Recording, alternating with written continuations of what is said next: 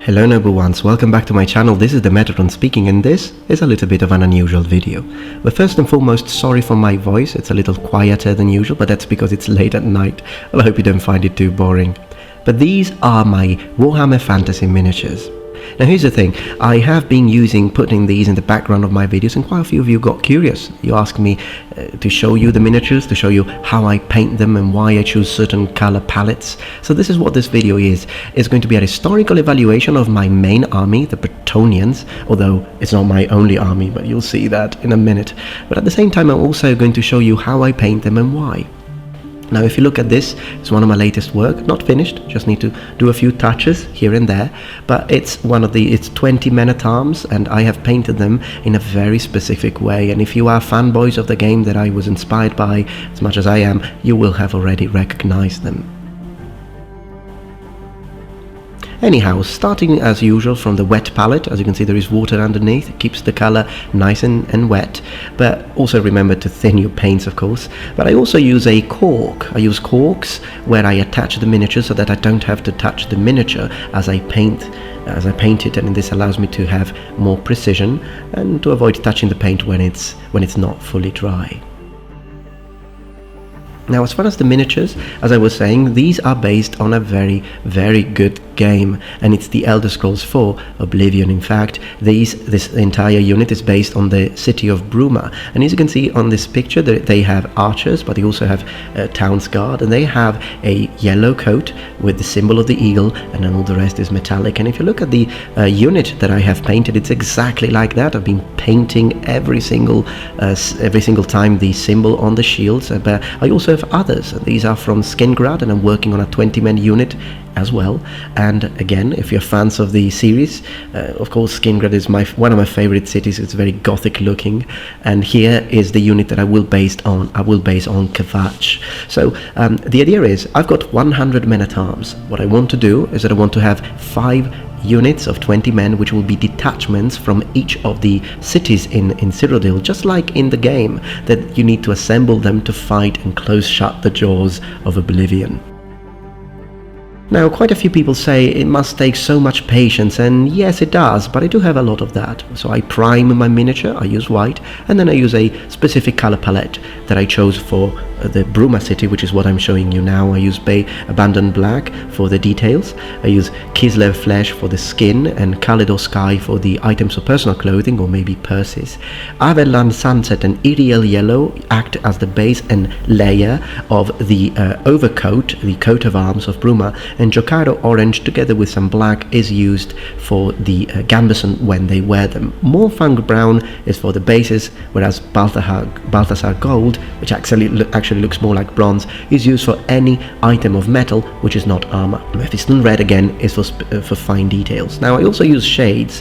Agras Earth Shade is on the yellow coats, Nuln Oil on the helmets, and Reikland Flesh Shade obviously on the flesh, and these are very diluted, so they do go into the recesses, creating a more three-dimensional effect. And these miniatures still need to be touched up, but as you can see, the items of personal clothing have different colors. Now, talking about patience, of course I take breaks. I go to a local place called Cream Coffee, where I have my tomato and mozzarella, tomato, whatever you want to call it, fresh Italian with a little bit of oil, extra virgin olive oil, and I take a break. I eat, and then I use the energy to paint again. And as you can see, my friend Salvo here is also wearing armor, because why not, and he's helping me out. And also my other friend Michele is helping out. They are helping with the Chorrol unit. I did the Bruma unit all myself, but the Chorrol one I asked them to help, and I take care of most of the details. But another thing that I'd like to show you is the bases. Of course, you must have noticed that I use synthetic grass. So this is what I do. Basically, first off, you need to use any kind of glue. It can be vinyl glue, it can be wood glue, whatever you like. And you just need to put a little bit of that on the base once your miniature is mostly done, and then you need to use something to sort of spread it evenly. And I'm using just a plastic chain that I don't care for, and then I just use some sea sand, little pieces of cork, some synthetic grass, and I just sprinkle the sand on top of the base, and this gives it the effect as if the miniature is walking on a street path. And then I just add, again with a sprinkling motion, the synthetic grass. In this case it's spring grass, and then I just shake it so that the excess falls, and there you've got your miniature. Now, before continuing, I'd like to tell you something really funny that happened that involves pasta. So I'd like you to hear what my friend said when he saw me eating pasta. Ma tu mangi pasta così, scusami? Non sei normale, Raff. Cioè, mangi pasta come se fossero patatine fritte, praticamente. Ma tu mangi pasta così? Ma tu mangi pasta così? So as you can tell, my friend Michele is really having a lot of fun, but I'd like to tell you more about this guy. He is an amazing painter, and as you can see, most of his paintings deal or are focused on gaming characters and characters coming from video games, famous video games. And he does both oil paintings like this one here from Dark Souls, and lots of other characters that I know you like, but he also does he draws with pencils, and this is a pencil drawing that he has created. As you can see, he's really good with details. Anyways, if you're interested, he's got a YouTube channel. He also paints retro gaming, and his channel is called Oil Painting Games, so just check it out and say hello from the Metatrons community. So let me tell you a little bit about the technique and order that I use. So first off, I do a base coating. So I use all the base colors which have a lot of pigment, and I just paint the elements of clothing, the face, the armor, and all these things. Then I use a shade, which I'm not showing you here, but I use a shade which goes, as I said, into the recesses. Then I use the layers to create a little bit of light effect, so because they are brighter and they have a little less pigment than the base colors. And then I just use in this case, abandoned black, to draw each single symbol, like this Kvatch symbol on the shield here. Now, the reason why I've chosen Bretonnians as my main army is because it's the best looking army. In fact, if I had to historically evaluate the Bretonnians with their armor and shields and helmets, and you do have occasional things that don't really match up, but the majority of the miniatures, they look good.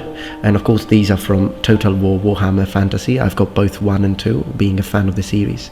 And so the helmets are good, and the entirety of the armor looks like a real medieval army of the late 13th or late 14th century.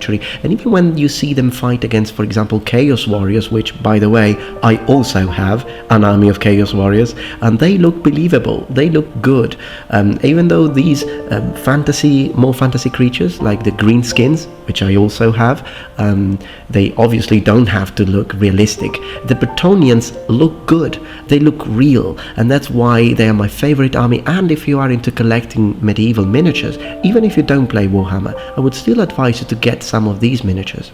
So at the moment I've got 100 men-at-arms, as I said, 150 archers, over 60 knights, and all sorts of special characters like the Green Knight, etc. And I also have 3 full armies of elves. Now in this section here, I'd like to show you how I draw the symbol of Bruma on top of this shield.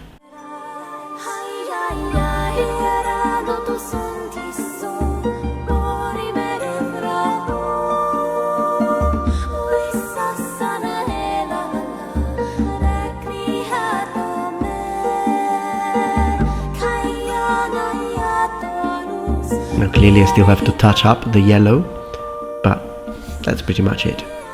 So here we are again with my friends, painting together. And one thing that is really funny is that sometimes, for no reason whatsoever, we just take a 15 minutes break. And you want to see what we do? Well, we just start sparring for absolutely no reason, and we have a lot of fun in doing it.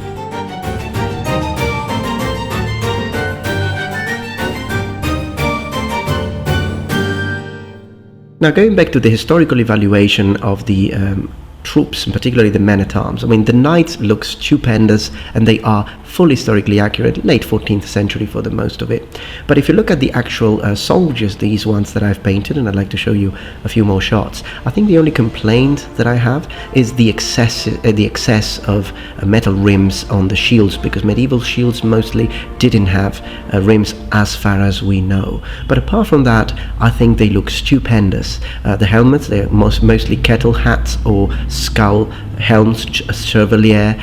They've got mail armor, they've got coats of arms, they've got gambesons. They look fantastic. So again, as I say, even if you don't play the game, consider collecting some of these because they do look really, really good. And as you can see, as you paint them, they do look even better.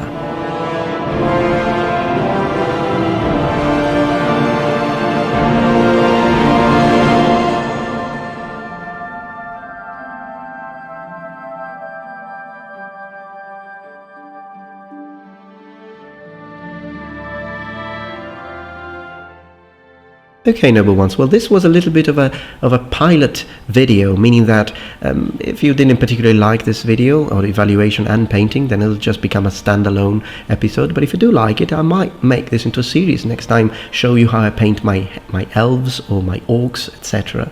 And if you do like this, let me know in the comments below, and I might start making one video every 6 maybe about one of the armies in Warhammer Fantasy. Thank you very much for watching, and remember, the Metatron has spread his wings. Goodbye, and good night.